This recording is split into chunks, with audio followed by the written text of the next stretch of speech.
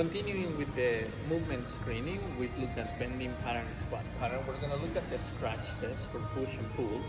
And I find that this is the more complicated one for me. And I'll elaborate. What I mean is, so we're looking at how is the person on external, internal rotation on the shoulder, touching the scapula on both ways. And we're looking for stability in the core. We're looking for a good, solid, nice scapular position. We want to see if the shoulder is stable. We don't want to see like bend stuff forward or arching, flaring of the ribs, denoting lack of core control. Potentially, if there is a lot of, shoulders really coming forward, there might be a lot of stability issues in the back of the shoulder. And, is the elbow going forward on the upper side when we're doing external?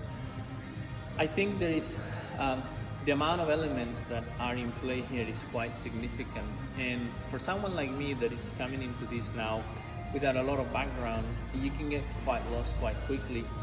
So I like to approach it for now on a very simple way.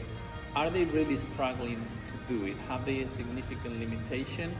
And I would probably take a very cautious approach with the person and say, okay, before we're going to do anything that involves overhead pressing, which, to be fair, most folks out there on normal life can benefit, of course, from developing strength in the shoulder and deltoid, but there are many ways in which they can start pushing horizontally, maybe diagonally before getting to that, if there is a lot of issues around the stability of the shoulder. So what I would do is, and I know there's a lot of specifics in here on what exactly is it, are they lacking core control, or is this very specific area in the back of the shoulder, but I would play it safe and start building a path of really developing pushing strength and on exercises that are where the shoulder is more involved, like for example pronated dumbbell bench press with the dumbbells instead of straight bench press with a barbell, or incline let's say bicep curls, simply to involve more the shoulder if I was to